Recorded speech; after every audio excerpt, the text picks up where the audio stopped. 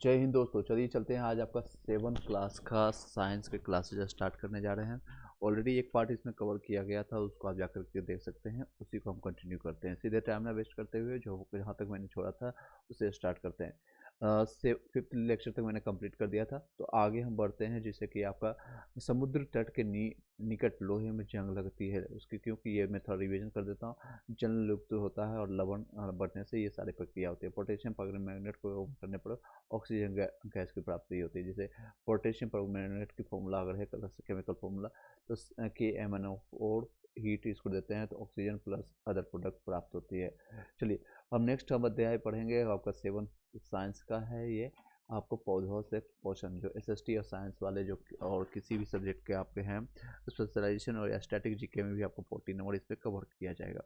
चलिए, ये SCERT का 7th क्लास का चल रहा है।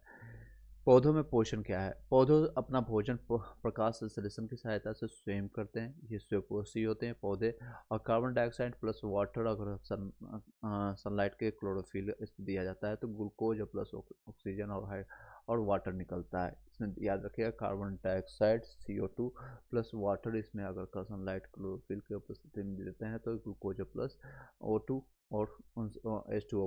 कमेंट बॉक्स में बताइए वो ग्लूकोज का फॉर्मूला क्या है। चलिए नेक्स्ट है प्रकाश संश्लेषण की आवश्यकता क्या क्या चीज़ है। प्रकाश संश्लेषण अगर होगी तो उसके लिए आवश्यक है कार्बन डाइऑक्साइड। क्वेश्चन यहाँ से आ भी सकती है, बताइएगा प्रकाश संश्लेषण की किसकी जरूरत पड़ती है। तो कार्बन डाइऑक्साइड की, जल की, क्लोरोफिल की और सूर्य की प्रकाश की। ये सारी चीज़ें हैं, आपको चारों पॉइंट याद रखना है। ग्लूकोज उसके बाद, चलिए ग्लूकोज इसका उपयोग पौधों की रस कोशिका या तो तुरंत करता है या अघुलनशीलता यानी मंद स्टार्च के रूप में संग्रहित होता है।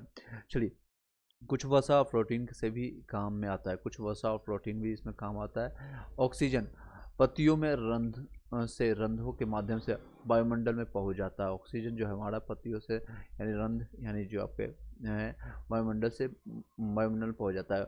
मनुष्य अपना भोजन हेतु पेड़ पौधों पर निर्भर करता है। किस पर हम निर्भर करते हैं? तो पेड़ पौधों पर। पौधे का हरा रंग पौधे में उपस्थित हरे वर्णक के कारण होता है। क्लोरोफिल वर्ण रहित होते हैं। पौधे सूर्य की ऊर्जा का संग्रहण क्लोरोफिल पत्ती से की सहायता से करते हैं। एक एक क्वेश्चन एक एक लाइन से आपको बनेगा, पता चलेगा क्वेश्चन क्या है। पौधे जो सूर्य की ऊर्जा से क्या संग्रह करता है? तो क्लोरोफिल करता है। क्लोरोफिल क्या संग्रह करता है? इसको रेट से मैं आपको दिखा देता हूँ ताकि आपको अच्छे से समझ आए। चलिए, पौधे जो है अपना सूर्य की ऊर्जा से क्या प्राप्त करता है? तो वो आपका क्लोरोफिल करता है। क्लोरोफिल के केंद्रक में मैग्नीशियम धातु प्राप्त होता है। कौन सी धातु प्राप्त होता है क्लोरोफिल के केंद्र में? तो आपका सेंटर में पाया जाता है मैग्नीशियम। कौन सा पाया जाता है? Mg, ठीक है, इसका मैग्नीशियम धातु पाई जाती है। नेक्स्ट है क्लोरोफिल प्रकाश संश्लेषण में बैंगनी, लाल और नीला रंग को ग्रहण करता है। क्लोरोफिल प्रकाश संश्लेषण में बैंगनी, लाल और रंग, ये तीनों जो होता है ये रंग को बैंगनी, लाल और नीला रंग को ग्रहण कर लेता है। ठीक है, चलिए आगे बढ़ने से पहले आपको बताना चाहेंगे, एक सेकंड का टाइम दीजिएगा। जितने भी लोग जुड़े हुए हैं फर्स्ट टाइम है तो लाइक करके सब्सक्राइब करके बढ़ेंगे। चलिए आपको बताना चाहूँगा, अगर आपको ये वीडियो इसका PDF चाहिए, जितने भी लोग यहाँ पर देख सकते हैं, यहाँ पर PDF कुछ कंप्रेस करके दिया हुआ है।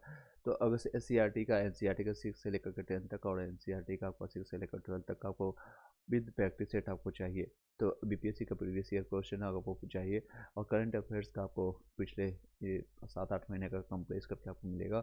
और ये सारी चीज़ें आपको पढ़ाने के लिए 7903812553 पर आप हमें व्हाट्सअप कीजिएगा अपने नाम के साथ। और ये ज्वाइन आपको व्हाट्सअप ग्रुप भी ज्वाइन करने के लिए फ्री ऑफ कॉस्ट मिलेगा। 8 से 9 तक आप कर सकते हैं। ये PDF सारी चीज़ें आपको पेडेबल रहेगा, पे करना पड़ेगा गूगल पे PDF नोट्स के लिए। और ये इसी तरह का जो आपको मैं पढ़ा रहा हूँ वही आपको नोट्स रहेगा। 149 रुपये दीपावली ऑफर तक रहेगा, उसके बाद इसके चार्जेस बढ़ जाएंगे। इसलिए ये चार्जेस लिया जा रहा है ताकि इसकी वैल्यू समझे और जितना मैंने मेहनत किया है उसको आप इसका यूज़ कर सकें सही ढंग से। चलिए, किस तरह ये आपका PDF इस तरह से रहने वाली है और ये आपका PDF रहने वाली है। और SCERT NCERT को कुछ कई ऐसे जहाँ जिसमें मैंने हैंड रिटन नोट्स आपको बनाया है वो भी आपको वहाँ पर मिल जाएगा कंप्रेस करके। कई बुक्स का, कई जगह से, कई कोचिंग का भी एक जगह संग्रहित मिल जाएगा। आपको इधर उधर भटकने की जरूरत नहीं पड़ेगा। इतना आपको कंटेंट दे देंगे जितना आप पिछले 27-28 दिनों में शायद नहीं पढ़ पाओगे। सिर्फ इतना ही आपको 2 से 3 बार इसको रिविजन करके जाएंगे, आपका सिलेबस डेफिनेटली होगा। चलिए इसी के साथ आगे बढ़ते हैं। सोपोसी, सोपोसी क्या होता है? जिसको इंग्लिश में कहते हैं ऑटोट्रॉप्स, यानी जो अपना भोजन स्वयं बनाता है, जैसे कि पेड़ पौधे, ये आपका सोपोसी है। पर्पोसिव जो कि दूसरे पर डिपेंडेंट है, पर्प के नाम ही से पता चल रहा है यानी दूसरे पर डिपेंडेंट हो, जो अपना भोजन है तो दूसरे पर निर्भर हो। मनुष्य एग्जाम्पल में हो गया। अमरबेल वृक्ष के अमरबेल के वृक्ष ना ही पत्ते होते हैं ना ही क्लोरोफिल इसमें होता है, वह अपने भोजन हेतु दूसरे पर निर्भर करते हैं। अमरबेल ये एक अपवाद में आता है। अमरबेल जो होता है कि वृक्ष, इसमें ना तो पत्ते होते हैं ना ही इसमें क्लोरोफिल होता है, अपना भोजन दूसरे पर निर्भर करता है। अमरबेल अपना भोजन उसी पौधे से प्राप्त करता है जिससे वो लिपटा होता है, जो नज़दीक में रहेगा उसी को वो वहाँ से भोजन करता है। कैक्टस नागफली जिसको कहते हैं, हमें प्रकाश संश्लेषण के तने के माध्यम से होता है। नागफली कैक्टस जो है प्रकाश संश्लेषण के तने से माध्यम से प्राप्त होता है। जिस पौधे की पत्ती लाल या भूरे रंग की होती है वो प्रकाश संश्लेषण करती है, बस हरा रंग दूसरे रंग के कारण छिप जाता है। पर जिस पौधे की पत्तियाँ ये लाल या भूरे रंग की होती है वह भी प्रकाश संश्लेषण करती है, बस हरा रंग जो होता है दूसरे रंग के कारण छिप जाता है। केवल पीले धब्बे, जहाँ क्वेश्चन बनेगा मैं आपको बता दूंगा, जहाँ केवल पीले धब्बे जो है वाली जो पत्तियाँ जो होते हैं पीले भाग में क्लोरोफिल नहीं होते हैं। क्लोरोफिल कहाँ पर नहीं होती? जिसमें पीले वाले धब्बे होते हैं। जिस पौधे के पत्तियाँ ये लाल या भूरे रंग की होती है उसमें प्रकाश संश्लेषण होता है। अब क्वेश्चन आ सकता है यहाँ से ये उठेगा, बताइएगा ऑब्जेक्टिव में प्रकाश संश्लेषण में जो होते हैं उसमें जो पत्तियाँ होते हैं किस रंग के होते हैं? तो आपको पौधे की पत्तियाँ होते हैं लाल और भूरे रंग के होते हैं, और बस हरा रंग के जो रंग होता है दूसरे रंग के कारण छिप जाता है। हरा जो रंग होता है, पत्ते आप ज़्यादातर हरा होते हैं, लेकिन ये सारे रंग के कारण, लाल और भूरे रंग के कारण वो दिखता नहीं है इसके कारण। तो आपको पता चल गया प्रकाश संश्लेषण किस पौधे के पत्तियों के कारण होता है, तो लाल और भूरे। अगर ऑप्शन में आएगा तो यही लगाइएगा। चलिए नेक्स्ट है, पौधे में प्रोटीन संश्लेषण में नाइट्रोजन का प्रयोग सीधा करने में अक्षम होता है, यानी कि ये सक्षम नहीं होता है। केवल पीले धब्बे वाला पत्तियों के पीले भाग में ही क्लोरोफिल नहीं होता है, बाकी सभी में क्लोरोफिल होता है। इसमें भी क्लोरोफिल होगा, इसमें नहीं होता है। चलिए घटपर्णी पीच प्लांट के बारे में हम जानते हैं। आई होप समझ गए होंगे इतने पॉइंट से, अगर कोई रहता है तो आप कमेंट कर सकते हैं। घटपर्णी यह एक कीटवच्छी पौधा होता है। ये घटपर्णी जिसको कहते हैं उसको कीटवच्छी पौधा होता है। इसमें बड़े घरे जैसे रचना पाई जाती है, जिसमें से पाचक रस होता है और जिससे यह कीटों का पाचन करता है, और इससे कीटों का पाचन होता है। उदाहरण के रूप में दिया हुआ है बिजनेस सप्लाई ट्रैप सेंट्रऊ और मृत्युजीवी आपका हो सकता है। जो अभी टॉपिक है मृत्युजीवी, इसको एक बार दोबारा सुन लीजिएगा। जो मरे सड़े गले जीवों से भोजन को प्राप्त करता है, नाम से ही पता चल रहा है मृत्युजीवी, यानी कि जो मरा सड़ा गला से भोजन प्राप्त करता है, जिससे कि एग्जाम्पल में मशरूम। ऑप्शन भी पूछा जाता है, बताइएगा मृत्युजीवी का, इसका एग्जाम्पल क्या है? तो मशरूम है। कवक में क्लोरोफिल उपस्थित नहीं रहता है। कवक चलिए एक पार्ट ऑलरेडी मैंने कंप्लीट कर दिया है, उसको तेज़ी से कंप्लीट कीजिएगा। लगभग 18 चैप्टर है इसमें, इसको भी हम तेज़ी से कंप्लीट करेंगे विद क्वेश्चन आंसर के साथ। क्वेश्चन मैं आपको बताते जाऊँगा कौन सा क्वेश्चन आ सकता है। चलिए वीडियो अच्छी लग रही है तो लाइक कर दीजिएगा एक बार, और अपना कमेंट अपना विचार जरूर प्रकट कीजिएगा कि इसको कंटिन्यू करें या नहीं करें। अदरवाइज इस पर रिस्पॉन्स ज़्यादा नहीं आएगा तो इसको हम ड्रॉप कर देंगे। चलिए कमेंट जरूर कीजिएगा।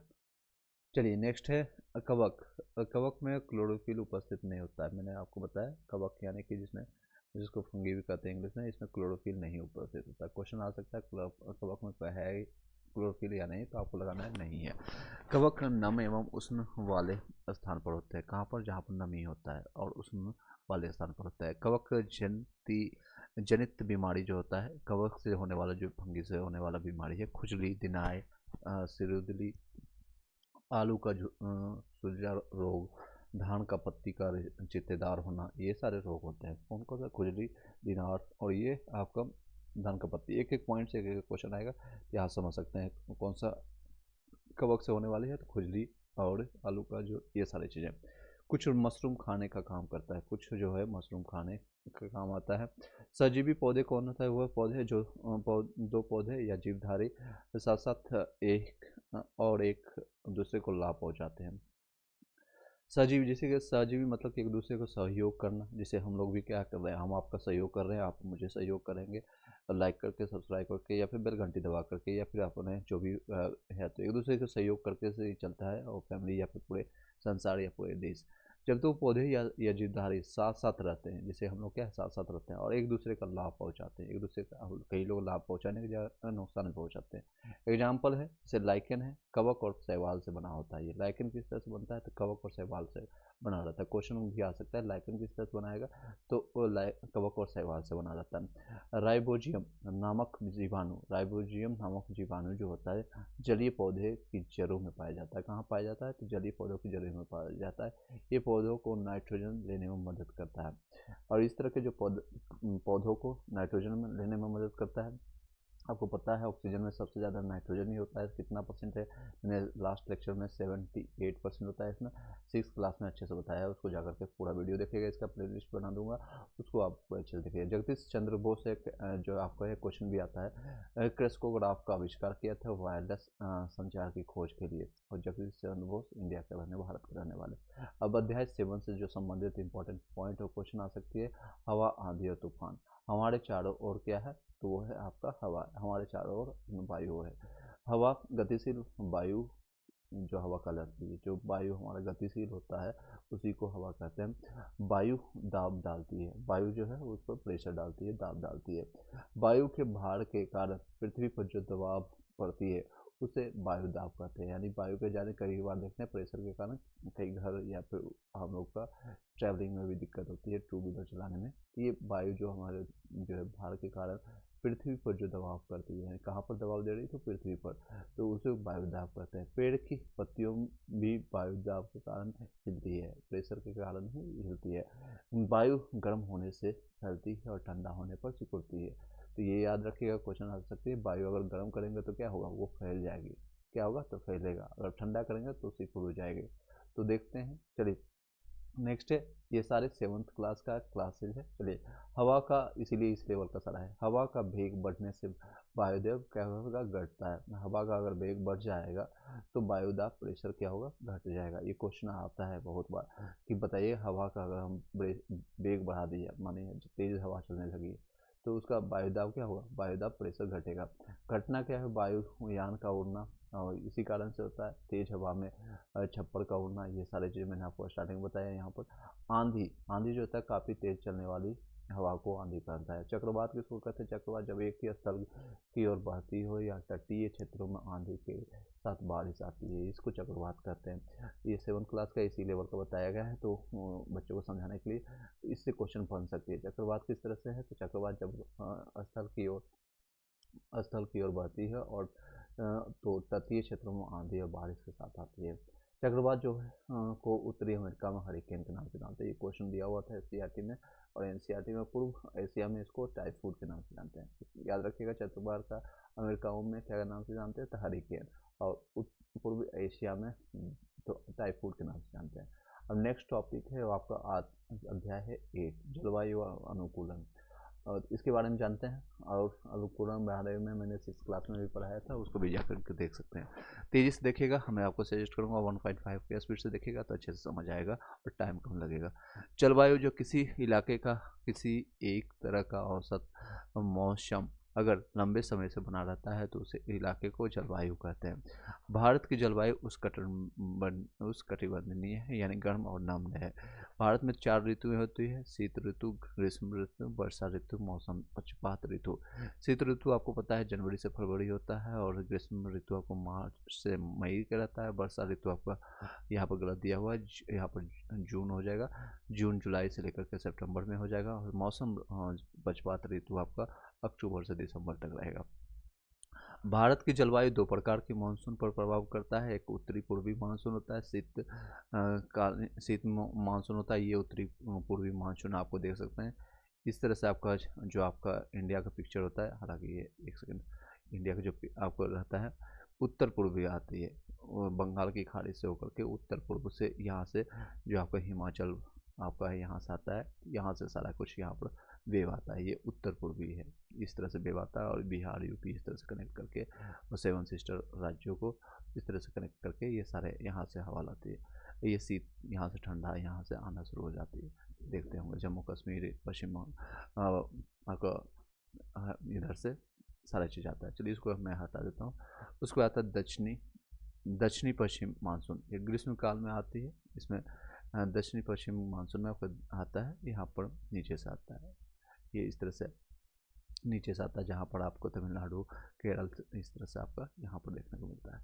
चलिए नेक्स्ट है आपका दक्षिणी मानसून, सबसे पहले केरल में आता है। देखिए इसमें बताया भी गया है, दक्षिणी पश्चिमी जो मानसून होता है जिसमें ग्रीष्मकालीन, सबसे पहले कहाँ पर मिलता है तो केरल में मिलता है। ऊँट जो है उसका रेगिस्तान का जहाज कहा जाता है, अगर रेगिस्तान का जहाज किसको कहते हैं तो ऊँट को कहेंगे।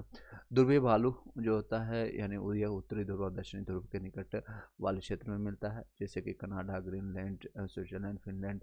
इसका शरीर पर बालों की मोटी परत पड़ती है, इसकी त्वचा के नीचे वसा की एक परत होती है। ये ध्रुवीय भालू के बारे में है, एक बार आप देख लीजिएगा, इससे संबंधित कोई क्वेश्चन आएगा तो आप जान सकते हैं। नेक्स्ट, इसमें सूंघने की शक्ति तेज होती है। ध्रुवीय क्षेत्रों में तापमान जो होता है लगभग 37 डिग्री होता है। ध्रुवीय प्रदेशों में मास रात होता है, 6 महीना दिन होता है। ये जितने भी ध्रुवीय प्रदेश हैं यानी जहाँ पर है उसमें 6 महीने रात होता है और 6 महीने दिन होता है। ध्रुवीय क्षेत्रों में पाए जाने वाले जीव जो होता है कस्तूर होता है, मृग हो गया, पोंगे हो गया, ध्रुवीय भालू हो गया, पेंगुइन को होता है, यदि यह ध्रुवीय क्षेत्र में पाए जाते हैं। चलिए, और वीडियो से लाइक करके सब्सक्राइब कर लीजिएगा, बेल घंटी दबा लीजिएगा। अगर आपको PDF नोट्स चाहिए तो आप पर्सनली में कमेंट कीजिएगा, आपको वहाँ पर तुरंत प्रभाव से आपको तुरंत आपको जवाब मिल जाएगा। चलिए नेक्स्ट है मोटी चमड़ी होती है। मोटी, ये पंगोई के बारे में, मोटी चमड़ी होती है, ये तैर भी सकता है।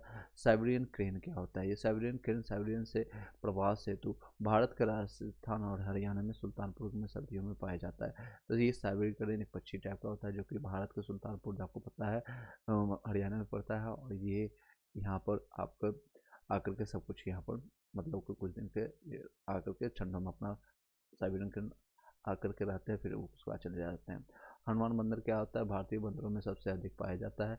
यह वर्षा वन में रहता है। यह कन्याकुमारी से हिमालय के फुट हिल तक राजस्थान में पाया जाता है। यह टोलियों में रहता है, ये ग्रुप में रहता है। उष्णकटिबंधीय जीव जो होता है एशियाई हाथी और हनुमान के लंगूर होते हैं। ये उष्णकटिबंधीय जीव है, उष्णकटिबंधीय जीव है। क्वेश्चन आएगा कि उष्णकटिबंधीय जीव कौन कौन सा है, तो एशियाई हाथी और हनुमान लंगूर। चलिए नेक्स्ट अब टॉपिक है, इससे संबंधित इतना ही क्वेश्चन आ सकता है, इससे ज़्यादा नहीं है, 7 क्लास का है 8। अब नेक्स्ट है गंदे जल का निपटारा। इससे हो सकता है क्वेश्चन बनेगा क्योंकि वो अभी बिहार सरकार और भारत सरकार और स्वच्छता के मामले में बहुत सारे हैं, तो इससे क्वेश्चन बन सकती है। अपशिष्ट जल झाग से भरपूर होता है, तेल मिश्रित होता है, काले भूरे रंग का जल जो वो कई स्थानों में नालियों में जाता है, ये अपशिष्ट जल कहलाता है। इसमें घुले हुए और निलंबित कण होते हैं। इसमें धुले हुए और निलंबित कण होते हैं। वहित मल एक जटिल मिश्रण होता है जिसमें से निलंबित कण ठोस कार्बनिक और कार्बनिक शुद्धियों और शुद्धियों के पोषक तत्व मृतजीवी वाहक जीवाणु वन्य सूक्ष्मजीव होते हैं। कार्बनिक अशुद्धियों मानव मल मूत्र, जैविक अपशिष्ट पदार्थ, तेल, फल और सब्जी का कचरा इत्यादि है। और कार्बनिक अशुद्धियाँ जैसे नाइट्रेट हो गया, फॉस्फेट, धातु इत्यादि है। जीवाणु हैजा, टाइफाइड आदि रोग उत्पन्न करने वाला जीवाणु है। अन्य सूक्ष्मजीव होता है पेशीज आदि रोग उत्पन्न करने में होता है। नेक्स्ट इंपॉर्टेंट जो क्वेश्चन बहुत बार रिपीट होती है हर एग्जामिनेशन में, 22 मार्च को विश्व जल दिवस मनाते हैं। इस क्लास में बताया संयुक्त राष्ट्र संघ ने कब इसको प्रकाशित किया, तो 2005 से 15 की अवधि के जीवन के लिए जल को अंतर्राष्ट्रीय दशक के रूप में घोषित किया। ये क्वेश्चन आ सकता है, जीवन के लिए दशक अंतर्राष्ट्रीय क्योंकि यूएनओ द्वारा ये डिसाइडेड है। 22 मार्च विश्व जल दिवस मनाते हैं, विश्व जल दिवस।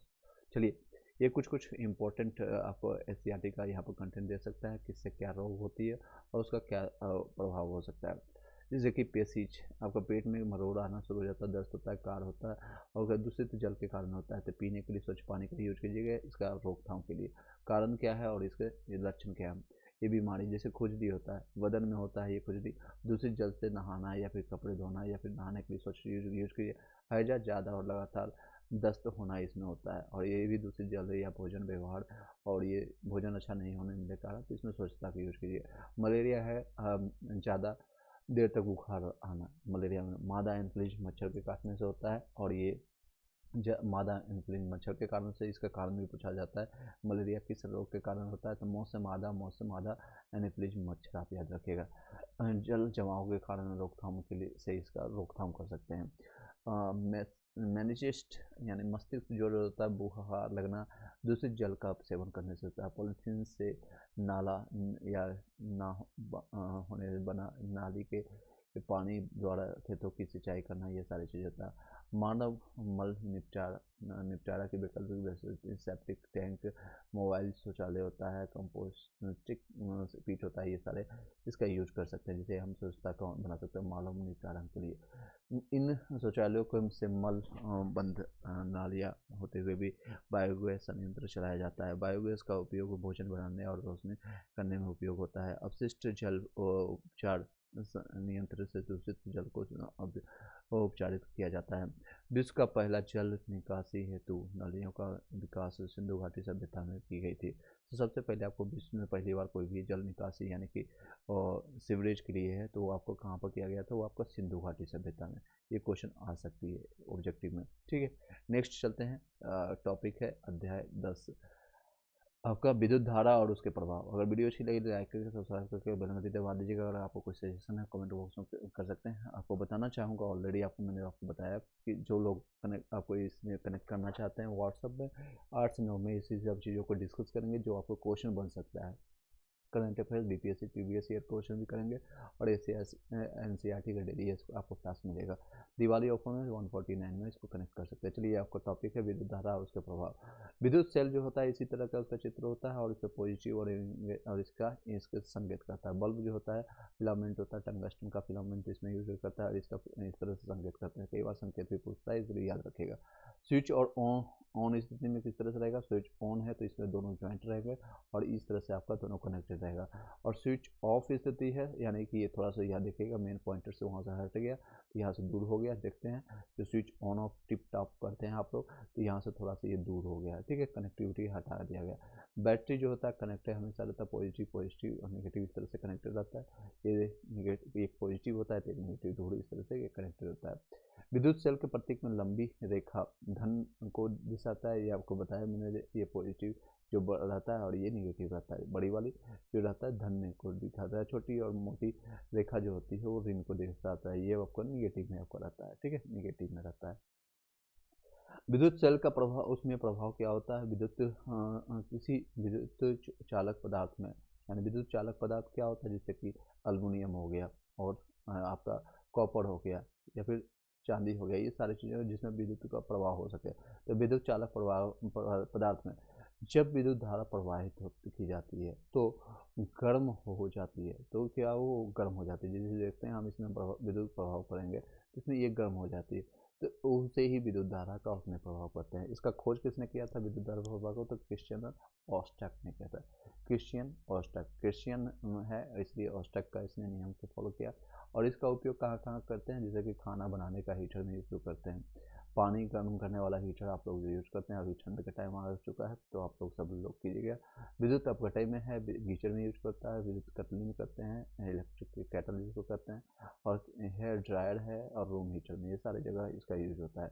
चलिए, वीडियो अच्छी लगे लाइक करके सब्सक्राइब करके बेल घंटी दबा लीजिएगा। नेक्स्ट है किसी तार द्वारा किसी तार द्वारा उत्पन्न ऊष्मा का परिमाण उस तार के पदार्थ की लंबाई और मोटाई पर निर्भर करता है। इसमें मान लीजिए ऊष्मा कितने, तो उसको डिपेंड करता है कि पदार्थ की लंबाई कितनी है और उसकी चौड़ाई कितनी है। ठीक है, ये सारी चीज़ें। विद्युत फ्यूज जो होता है इसका गलनांक कम होता है, क्योंकि इसका गलनांक इसलिए कम होता है ताकि अगर विद्युत फ्यूज में परिपथ में कोई भी दिक्कतें हैं या फिर कनेक्टिविटी में इशू आ गया है, गलत कनेक्टिविटी, तो गलनांक कम होने के कारण विद्युत फ्यूज आपका डिस्कनेक्टेड हो जाएगा, वो हो जाएगा, जिसके कारण आपको जो प्रतिरोध होता है ज़्यादा होने के कारण वो फ्यूज हो जाता है। विद्युत फ्यूज का नाम ही से पता चला है, वो जो फ्यूज है वहाँ से कनेक्टिविटी हटा देगा ताकि मेन पूरा वायर उसको पूरा घर में अगर है पूरा या कंपनी में लगा हुआ है, कहीं ऑफिस में लगा हुआ है तो पूरा कनेक्टिविटी सभी जगह पूरे वायर ना जल जाए, इसलिए विद्युत फ्यूज का यूज करते हैं। यह एक सुरक्षा युक्त होता है, जो विद्युत इसमें प्रतिरोध ज़्यादा होता है और लेकिन गलनांक कम होता है, क्योंकि तार जो होता है सिंपल से समझिए जल्दी गल जाएगा और प्रतिरोध बहुत ज़्यादा इसमें यूज होता है, रेजिस्टेंस। यह एक सुरक्षा युक्त होता है जो कि विद्युत परिपथ को क्षति या शॉर्ट सर्किट के कारण लगने वाली आग से सुरक्षा प्रदान करता है। आप समझ गए होंगे मैंने क्या बताया। जो विद्युत परिपथ यानी जो आपको परिपथ है, मान लीजिए आपके घर में पूरा कनेक्टिविटी है और एक जगह यहाँ अगर ये फ्यूज नहीं लगे तो अगर डायरेक्ट ये करंट पहुँच जाएगा, अगर उसकी गलनांक बहुत ज़्यादा होता है, प्रतिरोध ज़्यादा होने के कारण, तो पूरा आपके घर को भी आग लगा सकता है। तो ये है परिपथ को क्षति और शॉर्ट सर्किट के कारण लगने वाले आग आग यानी कि फायर से बचाती है, सुरक्षा करती है। आजकल फ्यूज की तार एमसीबी में लगाए की तार की जगह अब क्या लगाते हैं, एमसीबी। एमसीबी का फुल फॉर्म क्या आता है, मिनिएचर सर्किट ब्रेकर, यानी कि मिनिएचर यानी सर्किट ब्रेकर, पूरा सर्किट को ही ब्रेक कर देता है, वहाँ से परिपथ आगे नहीं जाता है। CFL हम लोग यूज करते हैं, बल्ब कॉम्पैक्ट फ्लोरेसेंट लैंप, इसको नाम देते हैं CFL कॉम्पैक्ट फ्लोरेसेंट लैंप। याद रखिएगा, कई बार क्वेश्चन आ सकता है। CFL में फास्फोरस की कोटिंग वाली पतली ट्यूब होती है और ये ऊष्मा का कम उत्सर्जन करती है। इसी के कारण इसमें CFL वाले वॉल्व में कम चार्ज, कम वाट के कारण भी अच्छी एनर्जी मिलती है। मान लीजिए 10 वाट का है तो भी लाइट मिलेगी और आपका कम बिजली भी खर्च होगी। विद्युत धारा परिपथ है, उसमें प्रभाव के कारण ये चुंबकीय प्रभाव है, उस पर मैं बताया सेम उसमें प्रभाव है और इसके खोजकर्ता भी सेम ही है।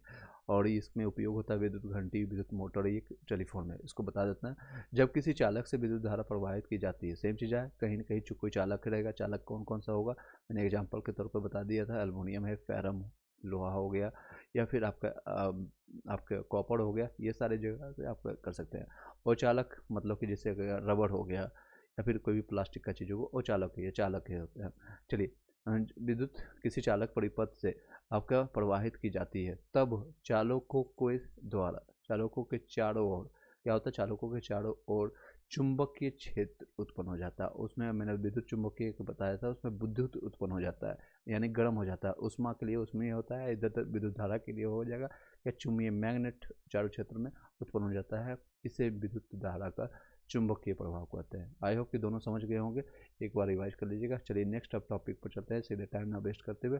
आई होप कि अच्छे से ये समझ गए होंगे। इलेक्ट्रॉनिक्स का एक पार्ट था, ये 7 क्लास में इतना अच्छे से बताया गया है, तो और इसको मैंने एक्स्ट्रा फैक्ट के साथ मैंने आपको बता दिया। चलिए, अगर अच्छा लग रहा है जरूर से आप शेयर कीजिएगा अपने कमेंट और विचार, ताकि मैं इसको कंटिन्यू करूं या नहीं करूं, otherwise I have multiple task to do so. चलिए, रेशम से वस्त्र तक टॉपिक नाम है 7 क्लास का 11 नंबर अध्याय 11। ऊन से ऊन प्राप्ति के स्रोत क्या क्या है, तो ऊन कहाँ कहाँ से मिलता है, क्वेश्चन आ सकता है। तो भेड़, पहाड़ी बकरी, ऊँट, याक, लामा, पेका के से ये सारी जगह से हमें ऊन प्राप्त होता है। एक बार फिर से बता देता हूँ, भेड़, पहाड़ी बकरी, ऊँट, याक, याक आप लोग को पता है ठंडे प्रदेशों में मिलते हैं ये जानवर, याक, और ये लंबा अल्पेका। अंगोरा जो होता है नस्ल होता है, ये किसकी नस्ल होता है अंगोरा, क्वेश्चन आती है रेलवे में कई बार पूछे गए। अंगोरा आपका बकरी का नस्ल है। ऊन की प्राप्ति ये सारी जगह से होती है। यह जम्मू कश्मीर के पहाड़ी इलाका में पाए जाते हैं, मैंने बताया ठंडे जगह में। अब पश्मीना शॉल भी इन्हीं के ऊन से बनता है। पश्मीना एक शॉल तो बहुत फेमस है, इस कहाँ से मिलता है, तो इन्हीं ऊन से प्राप्त होता है। याक की ऊन तिब्बत और लद्दाख में प्रचलित है। याक जो होता है सबसे ज़्यादा तिब्बत और लद्दाख में मिलता है। जो रेशा जंतुओं से प्राप्त होता है उसे जांतक रेशा कहते हैं, जैसे कि ऊन और रेशम। और ऊनी कपड़ा उष्मारोधी का काम करती है, यानी उसमें उष्मारोधी नहीं होता है, जिसके कारण ही ये गर्म रहती है और ठंड के टाइम में ये काफ़ी सजेस्टेड होता है कि आप इसको पहनिए। व्यावसायिक संकट क्या है इसका, इसमें क्योंकि जो टॉपिक है उसी से संबंधित है, तो इसमें व्यावसायिक संकट इसके है, किसी भी उद्योग में जोखिम का झेलना व्यावसायिक संकट कहलाता है। इसे शॉर्टर डिजीज भी कहते हैं। यह उद्योग के छटाई के विभाग से काम करने वाले व्यक्ति एंथ्रेक्स जीवाणु से संक्रमित हो जाते हैं। जो ये लोग ज़्यादा काम करते हैं, इसमें एंथ्रेक्स नामक कौन सा बीमारी होता है, एंथ्रेक्स जीवाणु से संक्रमित हो जाते हैं। इस सबसे पहले रेशम उद्योग चीन में हुआ था। कहाँ पर, कौन से देश में, तो अपना नल्ला चीन से ये हुआ है, याद रखिएगा। चीन ने इसमें रेशम वस्त्र का, कागज़ का भी सबसे पहले उपयोग इसी ने किया था, चपरगंजू। चलिए, जिस मार्ग से चीनी यात्री रेशम का व्यवहार करते हैं उस मार्ग को रेशम मार्ग कहते हैं। रेशम मार्ग का रेशम कीट से प्राप्त होता है। रेशम कीट का पालन सेरिकल्चर से होता है और तसर सिल्क कीट से रेशमी वस्त्र मिलता है। तसर के सेल के कीट से आपको रेशमी वस्त्र मिलता है। चलिए, रेशम निकलने से धागा बनाने की विधि की प्रक्रिया जो होती है उसको रेशम रीलिंग कहते हैं। उसको रेशम से निकलने वाले धागे बनाने की विधि को प्रक्रिया को रेशम रीलिंग कहते हैं। आई होप कि समझ आ गया होगा। इस छोटा टॉपिक था और 11 नंबर इससे कंप्लीट हो गया। अब नेक्स्ट है इम्पोर्टेंट है, केमिस्ट्री का पार्ट रहेगा 7th क्लास का, अध्याय नंबर 12 अम्ल, लाल और लवण के बारे में जानेंगे। अम्ल क्या होता है? स्वाद में खट्टा होता है। अम्ल अम्ल जिसको कहते हैं जिसका वैल्यू 7 से कम हो उसको अम्ल कहते हैं, और 7 से अधिक वाले को उसको कहेंगे क्षारीय कहेंगे, और 7 वाले को उसको उदासीन कहेंगे। ये आपको डायग्राम से यहाँ पर थोड़ा सा मैं आपको बता दिया हूँ। ये आपका उदासीनता है, ये आपका क्षारीय वाला छोड़ ही देता हूँ, और यहाँ पर ओ से अम्ल ये रहेगा, ये याद रखिएगा।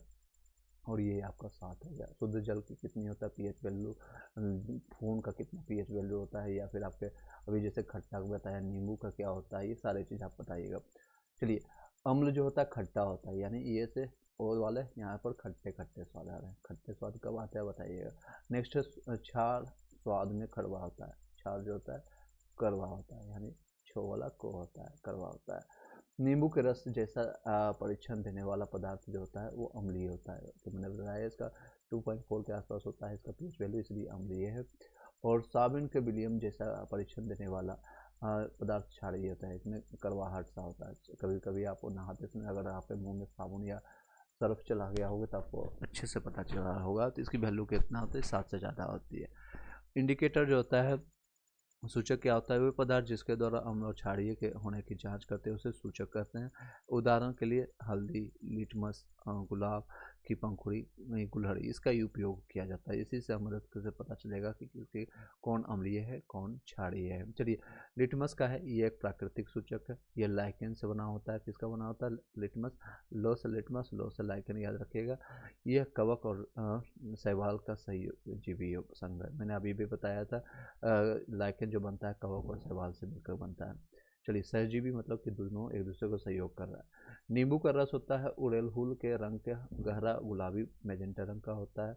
नींबू का जो रस होता है उड़हुल के रंग को गहरा करने पर वो गुलाबी कर देता है। जो अगर उसमें उड़हुल के जो रंग होता है उसमें डालेंगे नींबू का रस तो क्या बना देगा? तो गुलाबी, यानी मैजेंटा। मैजेंटा आप लोग को पता होगा किस तरह का होता है, बता सकते हैं। चलिए, साबुन का विलयन जो होता है, विलयन हल्दी को लाल कर देता है। साबुन का जो विलयन अगर मिलाते हैं तो हल्दी को क्या कर देगा? हल्दी तो आपको पता है पीला है, येलो है, उसको क्या कर देगा? वो रेड कर देगा। किसको क्या चीज़ मिलाने पर? तो साबुन मिलाने पर। साबुन। आई होप कि समझ आ रहा होगा। चलिए, और अड़हुल को हरा कर देता है। अड़हुल को उसमें मिलाएंगे तो वो हरा कर देगा। इसको क्या कर देगा? ग्रीन कर देगा। ठीक है, अड़हुल को ग्रीन कर देगा। अम्ल जो नीले को लाल कर दे उसको अम्ल कहते हैं। ओ से एसिड, और बू से बी से ब्लू, और आर से रेड, ये याद रखिएगा। ABR, एसिड ब्लू को रेड कर देता है। ठीक है, मैं शॉर्ट फॉर्म में बता रहा हूँ, इस तरह से आपको कोई भी नहीं बताएगा। अगर आप बताए होंगे तब बता सकते हैं। अम्ल को ब्लू से नीला कर लाल कर देता है। बहुत बार रिपीटेड क्वेश्चन आता है कि जो अम्ल रहता है लाल को किस रंग में कम कर देगा। तो ऑप्शंस बहुत सारे आपको देखने को, तो नीले से लाल को, लाल लिटमस को नीले लिटमस को लाल कर देगा। ठीक है, अम्ल जो होता है लाल लिटमस को कोई प्रभाव नहीं डालता, क्योंकि ये आपको परिणाम निकल ही चुका है, ये फाइनल रिजल्ट है। तो अगर रिजल्ट कुछ भी हम करेंगे तो फाइनल रिजल्ट तो ही रहेगा ना, इसलिए लाल लिटमस को कोई भी चेंज नहीं करता। लेकिन नीले को अगर मिल गया तो उसको पटक करके उसको लाल कर देगा। यह विलयन जो जिसका और नीला और लाल लिटमस पेपर पर कोई प्रभाव नहीं करता है उसे उदासीन विलयन है। जिस पर अगर कोई प्रभाव नहीं डालता है उसको क्या कहता है? उदासीन है, यानी शांत है, कोई भी उसमें चेंज नहीं होगा। उदासीन विलयन में क्या क्या होता है? वो आपका अम्ल और क्षार दोनों होता है। उदासीनीकरण क्या होता है? जैसे अम्ल हो गया HCl हो गया, और क्षार आपका NaOH हो गया, और दोनों मिलकर के लवण बनता है, NaCl बनता है, सोडियम क्लोराइड, और वाटर और प्लस से हीट निकल जाता है। ये आपका उदासीनीकरण का एक समीकरण के साथ देख सकते हैं। ये एग्जाम्पल पूछ भी सकता है कि आप बताइए उदासीनीकरण का ऑप्शन कौन सा है। तो ऑप्शन बहुत सारे मिलेगा, ये ऑप्शन याद रखिएगा। HCl प्लस NaCl आपको बनता है, और H2O प्लस हीट निकल जाता है। चींटी के काटने पर त्वचा में फॉर्मिक अम्ल, यानी फॉर्मिक अम्ल का फॉर्मूला भी दिया हुआ है, CH2O2 है। CH2O2 है जिससे जलन रोकी होती है। तो चींटी, एक तो क्वेश्चन यहाँ पर ये निकल के आ गई, बताइए कि चींटी के डंक में कौन सा अम्ल पाई जाती है, तो वो है फॉर्मिक अम्ल, एफ वाला फॉर्मिक अम्ल पाई जाती है। ठीक है, फॉर्मिक अम्ल है यानी एसिड फॉर्मेट में है, और इसका फॉर्मूला क्या है, CH2O2। तो ये फॉर्मिक अम्ल का फॉर्मूला है। ये क्वेश्चन आ गया है। दूसरा क्वेश्चन ये है कि फॉर्मूला क्या है, तो CH2O2। अब इससे क्या होती है, जलन होगा, मिठास होगा, या करवा क्या होगा, तो जलन होगी। 3 क्वेश्चन आपको एक ही लाइन से पता चल गया। नेक्स्ट क्वेश्चन चलते हैं। मिट्टी की अम्लता को दूर करने के लिए मिट्टी में कैल्शियम ऑक्साइड और कैल्शियम हाइड्रोक्साइड जैसे क्षार का उपयोग किया जाता है। किसका, मिट्टी की अम्लता को दूर करने के लिए किसका उपयोग करते हैं, तो CaO और CaOH का, OH को जैसे क्षार का उपयोग होता है। नेक्स्ट क्वेश्चन है मिट्टी की क्षारीयता। इसमें अम्ल को दूर करना था, यानी उसमें 7 से कम वैल्यू है और 7 से ज़्यादा है, तो उसको दूर करने के लिए मिट्टी में जैव पदार्थ मिलाया जाता है, जैव पदार्थ मिलाया जाता है। नेक्स्ट है दांतों का क्षय अम्ल के कारण होता है। दांत में जो होता है, अगर आपका दांत गिरने लगा है तो किसके कारण से होता है, तो अम्ल के कारण होता है। अम्ल वर्षा भवन ऐतिहासिक इमारतें, पौधे, जंतु को क्षति पहुंचाती है अम्ल वर्षा। चलिए नेक्स्ट है कार्बन, नाइट्रोजन और सल्फर डाइऑक्साइड गैस वर्षा जल में घुल करके क्रमशः कार्बनिक अम्ल और नाइट्रिक अम्ल और आपका सल्फ्यूरिक अम्ल बनाती है, जो वर्षा जल अम्ल वर्षा के रूप में पृथ्वी पर रहती है। कार्बन, नाइट्रोजन और सल्फर डाइऑक्साइड से ये प्राप्त होती है सारी चीज़ें। अब ये कुछ अम्ल का नाम है, इसमें किस में पाया जाता है वो याद रखिएगा, इसमें बहुत इंपॉर्टेंट क्वेश्चन है ये चार्ट से। चलिए एसिटिक अम्ल पाया जाता है किसमें, तो सेरिक में पाया जाता है। फॉर्मिक अम्ल पाया जाता है चींटी के डंक में, अभी मतलब बताया था मैंने। और साइट्रिक अम्ल पाया जाता है नींबू के, साइट्रिक से सी से साइट्रिक, और नींबू के कुल के सिट्रस फल जैसे कि संतरा, नींबू और ये जितने भी खट्टे वाले फल हैं उसमें साइट्रिक अम्ल पाया जाता है। और इसमें कौन सा विटामिन होता है, तो आप बताइएगा कमेंट बॉक्स में, और सी विटामिन होता है। लैक्टिक अम्ल किसमें पाए जाते हैं, लैक्टिक, लो से लैक्टिक यानी लेटे वाला, और लैक्टिक जो है दूध से बना होता है, और ये दही में पाई जाती है। लैक्टिक अम्ल कहाँ पाया जाता है, दूध, दही में। ऑक्जेलिक अम्ल आपका पालक में पाया जाता है, ऑक्जेलिक अम्ल। और पालक में सबसे प्रचुर मात्रा में हमारा फेरम यानी लोहा प्राप्त होता है। ऑक्जेलिक अम्ल किसमें, तो पालक में मिलता है। और अस्कॉर्बिक अम्ल मैंने विटामिन सी के बारे में बताया, वो आंवला, सिट्रस फल मैंने बता ही दिया। टाइट्रिक अम्ल, टाइट्रिक इमली यानी टर्टर आने लगता है जिसे खाते हैं तो एकदम टर्टर सा लगेगा। जब भी कोई लड़की या बच्ची खाती है तो बहुत टर्टर करती है, यानी टाइट्रिक अम्ल याद रखने के लिए। अंगूर, कच्चे आम, ये सारे टाइट्रिक अम्ल इसमें पाए जाते हैं। चलिए इसी के साथ ही आपका चैप्टर ये कंप्लीट हो गया, यानी अध्याय 12 कंप्लीट। अब अध्याय 13 में पढ़ेंगे, आपका है मिट्टी के बारे में, इसमें जानेगा। चलिए वीडियो अच्छी लगे लाइक करके सब्सक्राइब करके घंटी दबा दीजिए। इसको आगे बढ़ने से पहले आपको बताना चाहूँगा, जो लोग भी व्हाट्सअप ग्रुप में ज्वाइन करना चाहते हैं 7903812553 में आपको कॉन्टैक्ट कर लीजिएगा। और जितने भी लोग PDF और नोट्स चाहते हैं दीपावली पर ही आप लोग फ़ायदा ले सकते हैं। आप लोग के पास कंपटीशन बहुत ज़्यादा है, ऑलमोस्ट 30 डेज आपको बचा हुआ है, तो मोटिवेशन के लिए आपको बताना चाहूँगा, आपकी फाइटिंग एक सीट पर 40 या उससे ज़्यादा होगी। इस बार कंपटीशन पिछले बार के मुकाबला और ज़्यादा है, तो इसलिए आप लोग को तैयारी अच्छे से कीजिए। 3 से 4 बार भी इस वीडियो को देखिए। अगर आप वीडियो नहीं देख सकते हैं तो PDF लेकर के खुद से नोट्स बनाइए, एक एक चीज़ आप इसको लिख करके कीजिए। कोशिश कीजिए एटलीस्ट लिख करके, अगर आप नहीं लेना चाहते PDF, तो इसी वीडियो को 2 से 3 बार आप कम से कम देखिए। चलिए मिट्टी के बारे में जानते हैं। मिट्टी का निर्माण पवन, जल और जलवायु की क्रिया से, चट्टानों से अपक्षय या टूटने फूटने से मिट्टी बनता है। हुमस जो होता है मिट्टी में उपस्थित सड़े गले जैव पदार्थ को हुमस कहते हैं। आपको मिट्टी में उपस्थित जो भी सड़े गले जैव पदार्थ होते हैं। मिट्टी का प्रकार जो होता है उसमें पाए जाने वाले चट्टानों के कण के आधार पर होता है। पहला है बालू मिट्टी। इस मिट्टी में बड़े कणों का अनुपात ज़्यादा होता है। इस मिट्टी में बड़े कणों का अनुपात ज़्यादा होता है, क्योंकि बड़े कण मतलब ईटा पत्थर जो होता है एक दिखता है ना, ये बालू छोटा छोटा होता है, इसमें आपको बड़े बड़े कण नहीं कुछ भी आप पाए जाते हैं, उसी को कहते हैं बड़े कण। इसके कारण से अपेक्षाकृत बड़े होने के कारण इसके बीच रिक्त स्थान रहती है, बिल्कुल रहेगा। ये रिक्त स्थान वायु से भर जाते हैं, और जो भी खाली जगह रहेगा क्वेश्चन कुछ तो आएगा तो वायु आ जाता है। वायु के कणों के बीच में से जल निकासी तेजी से होता है, और इसी कारण से जल निकासी तेजी से होता है। चलिए मिट्टी के बारे में जानते हैं।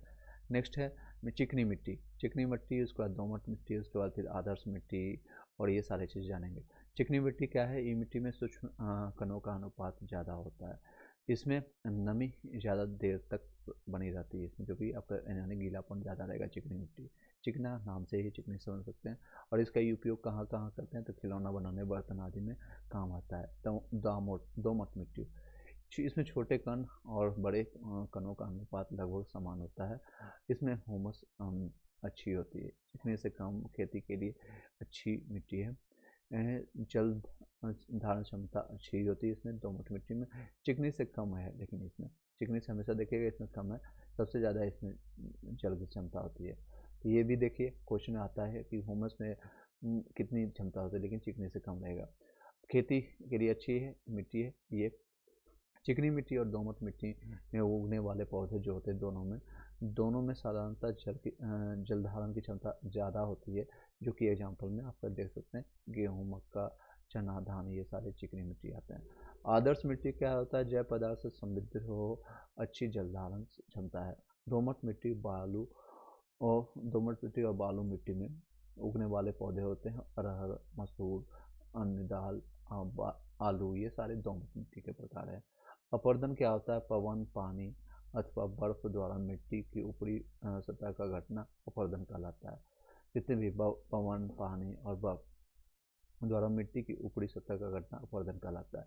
पेड़ पौधे मृदा अपवर्तन को रोकता है, पेड़ पौधे जो होता है मृदा अपवर्तन को रोकता है। चलिए इसी के साथ नेक्स्ट टॉपिक पे चलते हैं। इसमें ज़्यादा आपको है नहीं कि एक लाइन आपको लाइनर था, और इससे ज़्यादा क्वेश्चन आएंगे नेक्स्ट 7 क्लास 8 क्लास में और अच्छे से पढ़ेंगे।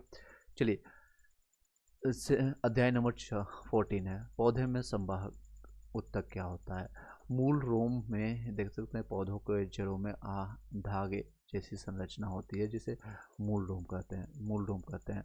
यह मृदा से जल और खनिज लवण का अवशोषण करती है। अवशोषित जल को पत्तियों में तक ले जाता है। संवहन क्या होता है, यह खनिज लवण एवं भोजन का संवहन करता है। यानी कि संवहन मतलब कि एक जगह से दूसरी जगह पहुंचाने वाला का संवहन कहलाता है। यानी जल और खनिज एवं लवण भोजन को पौधे के विभिन्न भागों तक संवहन कहलाता है।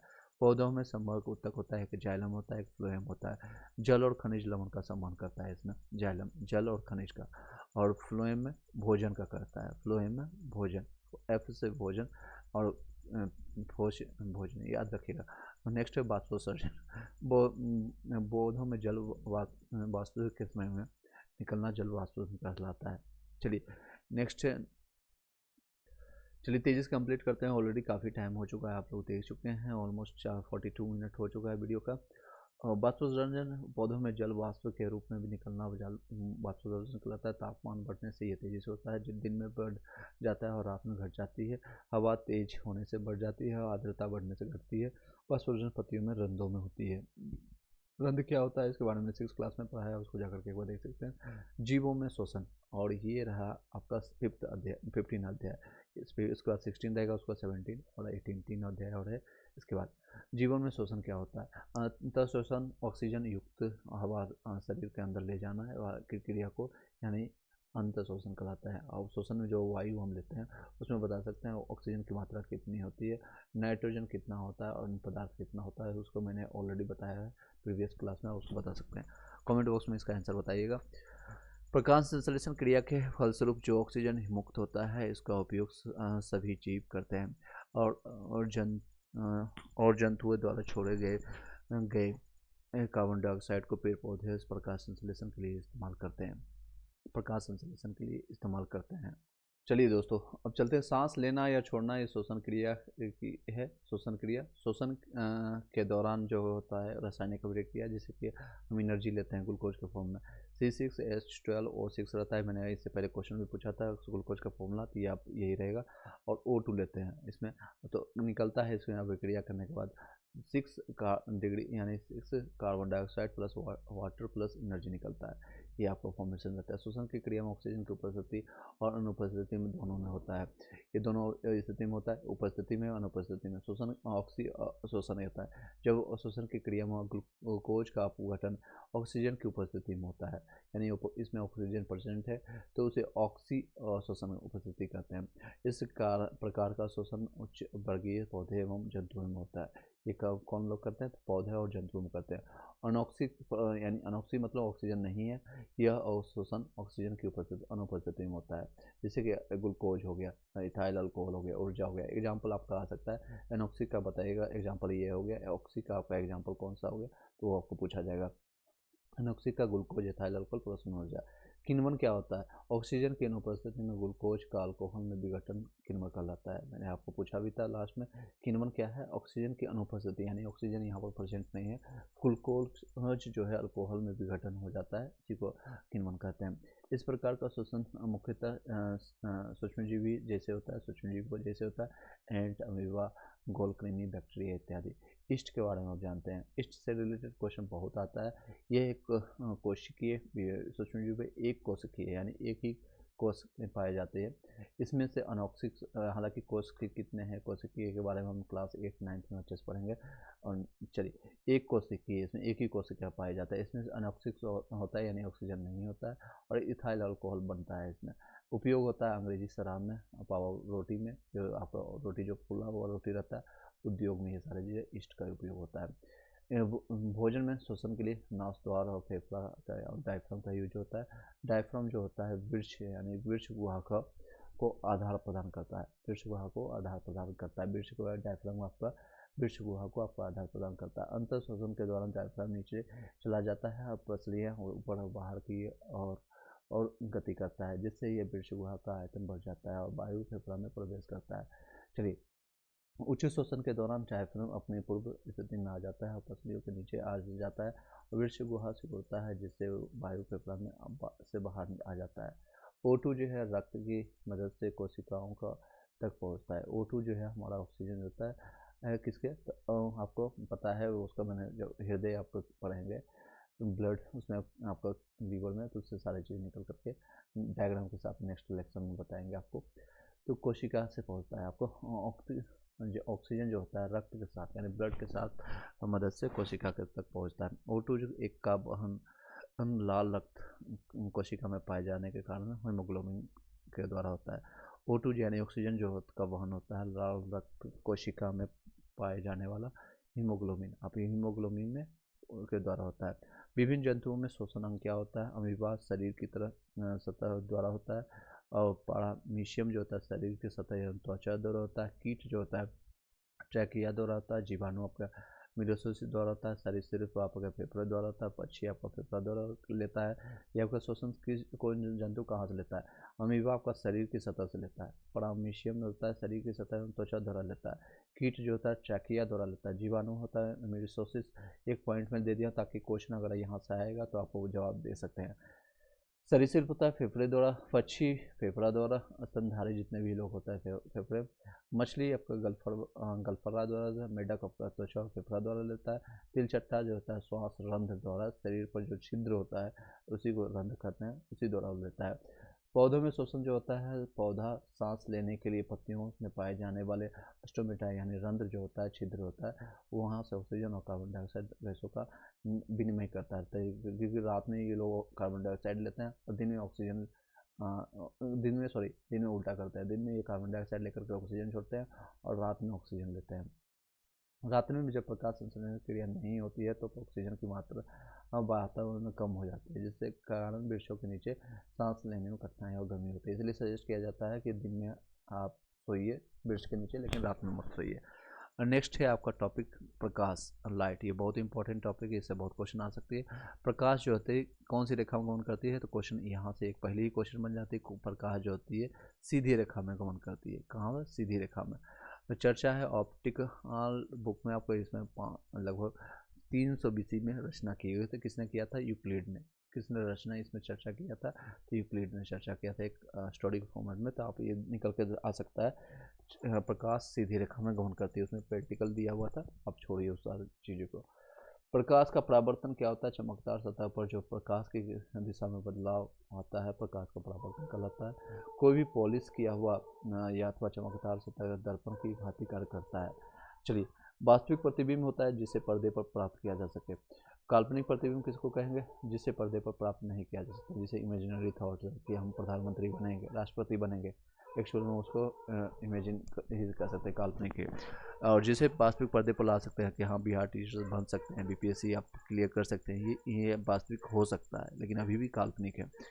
जब लोग बन चुके हैं उनके लिए वास्तविकता है। चलिए, समतल दर्पण क्या होता है? प्रतिबिंब सीधा आभासी वस्तु के आकार और पार्श्व उल्टा होता है।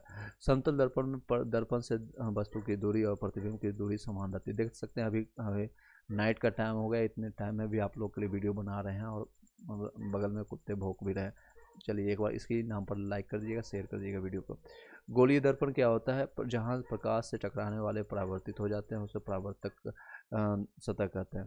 जहाँ से प्रकाश टकराने से बाद परावर्तित होता है। अब दो तरह के दर्पण होते हैं, एक तो कॉनकेव, एक कन्वेक्स मिरर। इसमें दोनों में डिफरेंस आपको बता देते हैं कहाँ कहाँ यूज होता है, क्योंकि इससे रिलेटेड बहुत क्वेश्चन आते हैं कंपटीशन में। अगर हम 10th का आएगा 7th क्लास में तो उसमें भी आएगा। अवतल दर्पण, अवतल किसको कहते हैं? जिस दर्पण पर बाहरी यानी बाहर का जो विलय है, बाहरी विलय पर आपका क्ले किया है, यानी इसमें क्ले किया गया है।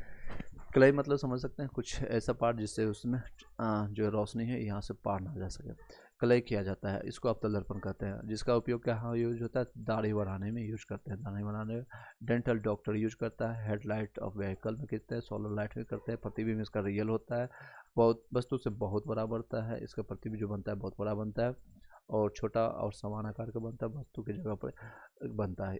उत्तल में, कॉन्वेक्स मिरर में देख सकते हैं ये उल्टा होता है। इसमें अंदर के जो होता है जिसको लिए दर्पण की भीतरी सतह यानी भीतर की सतह में कलय किया जाता है और बाहरी सतह चमकीला होता है। बाहरी जो सतह चमकीला होता है इसमें चमक रहती है, उसे उत्तल दर्पण कहते हैं। इसमें साइड मिरर के रूप में हम लोग लेते हैं और ये साइड मिरर के रूप में रहता है, जिससे ये चमक आते रहती है और इसमें छोटे बड़े स्ट्रक्चर भी आपको छोटे मात्रा में आपको दिखता है और आसानी से दिखता है। इस साइड मिरर में कौन सा दर्पण यूज करते हैं? क्वेश्चन यहाँ से बन जाएगी कि कौन सा दर्पण? तो उत्तल दर्पण का उपयोग करते हैं। उत्तल दर्पण आपको लगता भी होगा, पिक्चर आप देखेंगे तो ये सारा साइड मिरर आपका कार में यूज रहता है। वस्तु से छोटा आपका इसका प्रतिबिंब दिखता है। ट्रक बहुत बड़ा है लेकिन आपको यहाँ पर छोटा दिखेगा। हमें आभासी हमेशा पीछे से रहेगा, सीधे ध्रुव और फोकस के बीच में इसका बनता है। चलिए, अगर आप वीडियो अच्छी लगे लाइक करके सब्सक्राइब करके बेल घंटी दबा दीजिए। जल्दी ही इस वीडियो को कंप्लीट करने जा रहे हैं। चलिए लेंस में उपयोग क्या होता है? चश्मा जो होता है, दूरबीन और कैमरा, इसका सब लेंस का उपयोग कहाँ कहाँ होता है? तो चश्मा में करते हैं, दूरबीन में करते हैं, कैमरा में करते हैं। अवतल लेंस क्या होता है? वो लेंस जो किनारों की अपेक्षा बीच में पतले होते हैं। आपको किनारों की अपेक्षा बीच में पतले होते हैं, इस तरह से आपका होता है अवतल लेंस। ठीक है, मैं आपको एक बात बता देता हूँ, एक सेकेंड। अवतल लेंस, यहाँ पर हम की डायग्राम नहीं बना पाएंगे पीडीएफ में ड्यू टू कम पेज में आपको ज़्यादा कंटेंट देने के कारण। ये देख सकते हैं, ये आपका अवतल लेंस हो गया। उत्तल लेंस आपका इस तरह से रहेगा, इस तरह से बीच में आपका साइड में पतला रहेगा और बीच में मोटा रहता है। बीच में आपका वो लेंस जो किनारों की अपेक्षा बीच में यानी बीच में आपका पतले होता है, बीच में आपको पतला होता है, अवतल लेंस कहलाता है। प्रतिबिंब इसका हमेशा सीधा और आभासी वस्तु से छोटा बनता है। ये क्वेश्चन आता है, इसका प्रतिबिंब कहाँ बना है? तो सीधा बनता है और वस्तु से छोटा बनता है। उत्तल लेंस का, जिसको आवर्तक लेंस भी कहते हैं, वह लेंस जो किनारों की अपेक्षा बीच में मोटा होता है, ये आपका ये इस तरह से रहेगा, ये आपका वो उत्तल लेंस कहलाता है। आपका प्रतिबिंब वास्तविक और उल्टा बनता है। इसका प्रतिबिंब जो वास्तविक बनता है और उल्टा इस तरह से आकर के यहाँ से अगर प्रतिबिंब डाला गया तो इधर आकर बनेगा और इसमें यहीं पर होगा। ठीक है, चलिए नेक्स्ट है सूर्य का प्रकाश विभिन्न रंगों का मिश्रण होता है। इंद्रधनुष प्रकाश, इंद्रधनुष आकाश में सूर्य के विपरीत दिशा में बनता है। अगर आपका ईस्ट में है, जनरली इवनिंग के टाइम होता है, अगर वेस्ट में है तो आपका इसमें दिखेगा ईस्ट के साइड इसका प्रतिबिंब दिखेगा। ठीक है, अगर आप चलिए इंद्र याद रखिएगा बस एक लाइनर फॉर्मेट में कि इंद्रधनुष कहाँ पर बनेगा? तो सूर्य के विपरीत दिशा में बनेगा, सूर्य के विपरीत दिशा में। व्हाइट लाइट जो बनता है 7 रंगों से मिलकर बनता है। कितने रंग से बनकर बनता है? तो 7 रंग से बनकर के बनता है। इसी के साथ आपका 16 नंबर चैप्टर कंप्लीट हो गया। चलिए एट द एंड में यही कहूँगा, अगर आपको पीडीएफ लेना है तो आप कमेंट में हमें बताइएगा, अपना व्हाट्सअप नंबर अपने नाम के साथ इस नंबर पर हमें पर्सनली कमेंट कीजिएगा, आपको वो सारी चीज़ें सुविधाएँ मिल सकती है। इस नंबर पर 7903812553 आप सिर्फ कमेंट कीजिएगा, मैसेज कीजिएगा, तत्काल प्रभाव से आपको मिलेगा सहयोग। आप कॉल कीजिएगा, शायद आपको कॉल अटेंड नहीं होगा, और सारे पीडीएफ नोट्स एक ही बार मिल जाएगा। आप सिर्फ और सिर्फ उसको जाकर के रिवीजन कीजिए और आप अपना एग्जामिनेशन को पास कर सकते हैं। चलिए सीधे बातों पर चलते हैं, सीधे 17 नंबर, पौधों में प्रजनन। जनन क्या होता है? जिनको द्वारा अपने जैसी संतति प्राप्त होती है उसको जनन कहते हैं, जनन करना कहलाता है। पौधों का जनन भाग जो होता है जड़ या पत्ती खाली बीज में होता है। दो प्रकार के जनन होता है, एक अलैंगिक जनन होता है और एक लैंगिक होता है। लैंगिक अलैंगिक मतलब जड़, तना, पत्ती, कली द्वारा पौधे का जन्म होता है, इसको अलैंगिक कहते हैं। जैसे कि गुलाब हो गया, सहजल हो गया, मूंगा हो गया, नींबू हो गया, अमरूद हो गया, कमल, मनी प्लांट, आलू, गन्ना, हल्दी, अदरक, ये सारे आपका आते हैं अलैंगिक में। बायोफाइल्स की पत्तियों में उपस्थित कली से नए पौधे का जन्म होता है। लैंगिक में बीजे द्वारा नए पौधे का जन्म होता है। मुकुलन क्या होता है? ईस्ट या और हाइड्रा में मुकुलन होता है। ईस्ट और याकला में, ईस्ट मैंने आपको पढ़ा दिया। कोशिका में छोटी छोटी बल्ब जैसी संरचना होती है, ये मुकुलन के बारे में, जो मुकुलन कहलाती है। कोशिका में छोटी छोटी जो बल्ब की जैसी रचना होती है उसको मुकुलन कहते हैं। मुकुलन विकसित होकर के अलग नई कोशिका बना देती है। लेयरिंग क्या होता है? पौधे के किसी शाखा को मिट्टी में दबा दिया जाता है और वहाँ मिट्टी के नम रखा जाता है। अब 15 से 20 दिनों के बाद वहाँ से सर जाती है, सॉरी जड़ें जो निकलती है। लेयरिंग फिर से बता देते हैं आपको। पौधे के किसी शाखा के मिट्टी में दबा दिया जाता है, किसी एक शाखा को क्या करते हैं, मिट्टी में दबा देते हैं और वहाँ मिट्टी के नम रखे जाते हैं। नम मतलब कि वहाँ पर पानी की मात्रा कुछ होगी और सारा चीज़ नमी रहता है। तो 15 से 20 दिन में देखेंगे वहाँ से जड़ें निकलना शुरू हो जाती है और जिसको काट के नया पौधा बनाया जाता है। खंडन क्या होता है? जिसके द्वारा नदियों या तालाब के किनारे हरे पौधे की संरचना शैवाल होती है, वो खंडन द्वारा वृद्धि होती है। बीजाणु निर्माण किस तरह से होता है? कवक के बीजाणु हल्का होते हैं और यह हवा में तैरते रहते हैं, जिसके कारण नए नए कवक उगते रहते हैं। लैंगिक जनन वो जिसमें बीज द्वारा पौधे उत्पन्न होता है, वो मैंने आपको देखा है लैंगिक, ठीक है, लैंगिक जनन। इसमें बीज द्वारा पौधे, यानी इसमें जो जितने भी पौधे निकलेंगे उसमें बीज सीड की जरूरत पड़ेगी, इसमें सीड की जरूरत पड़ेगी। नर एवं मादा यंगम से मिलने से निर्माण होता है ये सारी चीज़ों का। चलिए इसी के साथ अब लास्ट रहेगा आपका पेज, और इसके बाद लास्ट टॉपिक, लास्ट अध्याय रहेगा 18 नंबर, उसको जानने की कोशिश करेंगे और इसके बाद इस वीडियो को यहीं पर वाइंड अप करेंगे। परागण क्या होता है? परागण आपका रहेगा निषेचन या नर या मादा युग्मकों का मिलन होता है। लैंगिक जनन जो होता है निषेचन के बाद बीजांड से बीज एवं अंडाशय से फल बनते हैं। फल एक परिपक्व अंडाशय है।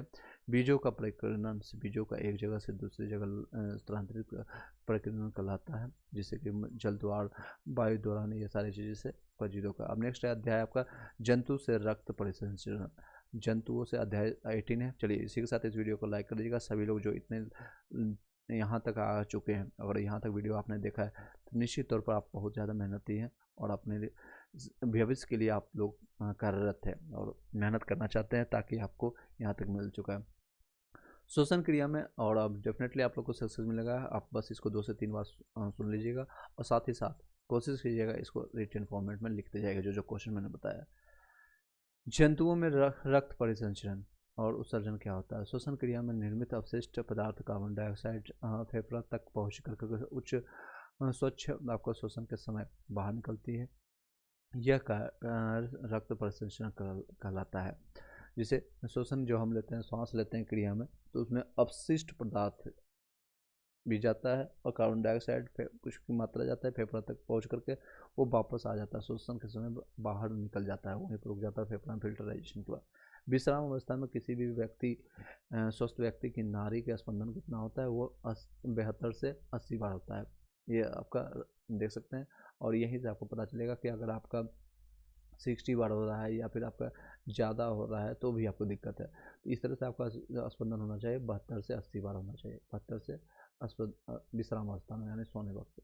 हृदय के बारे में जानते हैं। हृदय से संबंधित जो आपका इस बुक में दिया हुआ था एनसीईआरटी में, हृदय वक्ष जो होता है गुहा में होता है, वो गुहा में स्थित होता है। फिर आकार इसकी होता है मुट्ठी के आकार की होती है। आपकी मुट्ठी जो आप बनाते हैं, मुट्ठी बना करके अभी देख लीजिएगा। और ये 4 कोष इसमें विभक्त होता है। ऊपर के जो होता है इसमें, जैसे आपको इस तरह से हृदय अगर है तो मैं एग्जांपल के तौर पर ले रहा हूँ। यहाँ से दो पार्ट में बांट देगा, एक इसको इस तरह से, ऊपर के पार्ट को कहेंगे आलिंद, ऊपर के पार्ट को कहेंगे आलिंद, नीचे को देख सकते हैं यहाँ पर लिखा हुआ है आलिंद, और नीचे के पार्ट को निलय कहेंगे, और इसको कहेंगे निलय। इसको एक राइट कहेंगे, इसको लेफ्ट निलय आलिंद कहेंगे, इसका लेफ्ट निलय और ये राइट निलय। इस तरह से 4 भागों में इसको बांटा जाता है। ऊपर के 2 कक्ष जो होता है आलिंद दया होता है, आलिंद बायां होता है। नीचे का मैंने आपको बता दिया, एक लेफ्ट वाला बायां और एक दायां निलय होता है। श्वसन क्रिया हेतु हमारे शरीर में 2 प्रमुख वाहिका पाई जाती है, जिसे धमनी और शिरा कहते हैं। जो हम सोच लेते हैं उसमें 2 चीज़ें आपको प्रमुख है, एक तो धमनी होता है और एक शिरा होता है। धमनी किसको कहते हैं? इसकी दीवारें मोटी होती है और लचीली होती है। ये इसकी दीवारें मोटी और लचीली होती है। इसका कार्य जो होता है हृदय में ऑक्सीजन युक्त यानी ऑक्सीजन के साथ शुद्ध रक्त को शरीर के सभी अंगों तक ले जाना, इसका धमनी का काम है। क्वेश्चन आता भी है कि धमनी किसके लिए यूज होता है, तो ये शुद्ध रक्त के साथ, शुद्ध रक्त में ऑक्सीजन के साथ, ये याद रखिएगा, ऑक्सीजन के साथ सभी शरीर के अनंत भाग में पहुंचाया जाता है। इस तरह से आप देखेंगे हृदय जो जहाँ पर लगी रहती है अपने आप बाएं साइड में, और यहाँ से हृदय की, यहाँ से मैं एग्जांपल के तौर पर लेता हूँ, और वहाँ से वो जब फैलाती है तो ये ब्लू कलर का रहेगा, और वापस जब जाएगी ऑक्सीजन खत्म करके फिर से वापस आ जाती है ऑक्सीजन में, ये रेड कलर का। इधर मैं आपको दिखा देता हूँ, देख सकते हैं। इस तरह से जब जाएगी ऑक्सीजन के साथ तो ये ब्लू कलर के जाती है, और यहाँ से फिर वो ट्रांसफ़र होकर के फिर वो रेड कलर का होते हुए कंप्लीट होकर के फिर ऑक्सीजन धीरे धीरे यहाँ से मात्रा कम होते होते फिर वापस वो धमनी में चली जाती है, आपके लीवर में चली जाती है। ठीक, चलिए इसको यहीं पर आप कर लेते हैं। चलिए, शिरा क्या होता है? शिरा इन द सेंस यह इसकी दीवारें पतली होती है, ये इसकी दीवारें पतली होती है, ये कार्बन डाइऑक्साइड युक्त होता है। शिरा मतलब सिंपल से नसें कर सकते हैं, इन सिंपल भाषा में नसों का बना होता है, और ये आपका इस तरह से रहेगा, ठीक है। और ये कार्बन डाइऑक्साइड के साथ आता है। आपको धमनी में याद रखिएगा ऑक्सीजन युक्त होता है, ये ऑक्सीजन वाला है, और ये शिरा वाला होता है, कार्बन डाइऑक्साइड युक्त होता है। आई होप कि समझ आ रहा होगा। चलिए नेक्स्ट है, ये शरीर के सभी भागों में हृदय तक यानी लीवर आपको जो है हर्ट होता है उसी तक लाती है। वापस जो होता है मैंने अभी जो डायग्राम बताया, ये ऑक्सीजन कार्बन डाइऑक्साइड से, ये कार्बन डाइऑक्साइड अशुद्ध रक्त को, यानी इसमें शुद्ध होता है, इसमें शुद्ध होता है, प्योर होता है, और इसमें होता है अशुद्ध होता है, अशुद्ध रक्त के साथ आता है। अशुद्ध रक्त के साथ सभी भागों में हृदय तक जाती है। फुसफुस धमनी जो होती है, फुसफुस यानी नाम से पता चल रहा है, फुसफुस यानी कि पंपिंग करते रहेगा। यह कार्बन डाइऑक्साइड युक्त रक्त, अशुद्ध रक्त, कार्बन डाइऑक्साइड का मतलब ये अशुद्ध, हमें कार्बन डाइऑक्साइड की जरूरत नहीं है, इसलिए अशुद्ध इसको कहते हैं। चलिए अशुद्ध से आप जान सकते हैं। नेक्स्ट है अशुद्ध रक्त को फेफड़ा कहाँ पर पहुँचा देता है? फेफड़ों में ले जाती है, फेफड़ों में ले जाती है। चलिए इस हृदय स्पंदन क्या होता है? धड़कन, ये हृदय मांसपेशियों का लयबद्ध सिकुड़ना फैलना हृदय स्पंदन कहलाता है, इसी को हृदय स्पंदन कहते हैं। चलिए नेक्स्ट पॉइंट पर चलते हैं। आई होप कि सभी लोग को क्लियर आपको पता चल रहा होगा शिरा क्या है, धमनी क्या है, यहाँ डिफरेंस क्या है, क्योंकि डिफरेंस आपका हो सकता है, आपको रिलेटिव में क्वेश्चन आ सकता है, ठीक हो 2 बार। अब लास्ट टॉपिक है आपका माया तंत्र।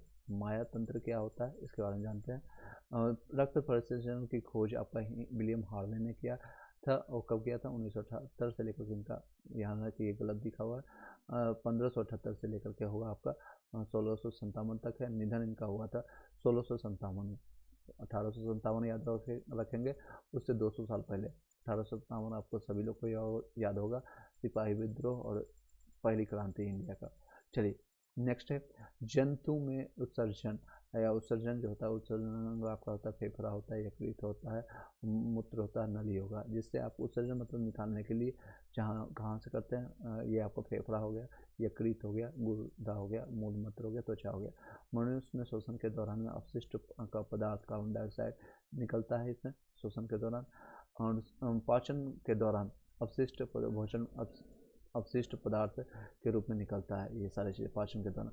गुर्दा जो होता है रक्त को छान करके यूरिया नाइट्रोजन युक्त होता है ये गुर्दा, और विषैला पदार्थ का उत्सर्जन करता है। आकृति जो होता है सेम के बीज के जैसा इसमें आकृति होता है गुर्दा। प्रतिदिन 1100 से लेकर के 2000 लीटर रक्त छानता है ये। आपको रक्त आपको या स्टेथोस्कोप यूज करते हैं। नेक्स्ट, मनुष्य में आपका रक्त होता है 5 से 6 लीटर का, मैंने आपको इसमें 6 क्लास में अच्छे से बताया। और मूल जो होता है 95 जल रहता है इसमें, और 2.5% इसमें रहता है यूरिया, और 2.5% दे सकते हैं डायलिसिस। सारी चीज़ होता है। डायलिसिस होता है कृत्रिम वृक्क होता है, यह मतलब कि मानव निर्मित होता है। वृक्क खराब होने पर या चोट लगने पर यह निष्क्रिय हो जाता है। या डायलिसिस मशीन द्वारा ब्लड को छानने का काम करते हैं। त्वचा का निचली परत जो होता है आपका ग्रंथियों पाई जाती है, जिससे हमें पसीना निकलता है। त्वचा का निचली परत जो होता है सबसे जो बाहर की परत, जिससे हम ग्रंथियाँ पाई जाती है, और इससे ही हमें पसीना निकलता है। पसीने से जल और लवण होते हैं। पसीने में क्या क्या जल और लवण दोनों पाए जाते हैं। इसलिए गर्मियों में पसीने से कपड़े का पर सफ़ेद धब्बे धब्बे दिखाई देते हैं। किसके कारण दिखते हैं? तो आपको ये लवण के कारण आपको दिखते हैं, पसीने के साथ जो निकलता है जल और लवण। चलिए इसी के साथ इस वीडियो को यहीं पर वाइंड अप करते हैं। At the end thank you so much, have a nice day. And आप लोगों ने लास्ट तक देखा है, इसका मतलब एंड तक देखा है, इसका मतलब साफ है कि आप लोग अपने कैरियर के प्रति सिंसियर है। और सभी लोग के लिए ऑल द बेस्ट। आप ग्रुप में ज़रूर ज्वाइन कर लीजिएगा। जो लोग कोर्सेज लेंगे उन लोग के लिए भी फ़ायदा होगा, जो लोग नहीं लेंगे आप एटलीस्ट 8 से 9 के बीच में, अगर आपके पास टाइम है, अगर आपको ऑलरेडी प्रिपरेशन हो रखा है, तो इसमें ज्वाइन करने की कोई ज़रूरत नहीं। Thank you so much, have a nice day.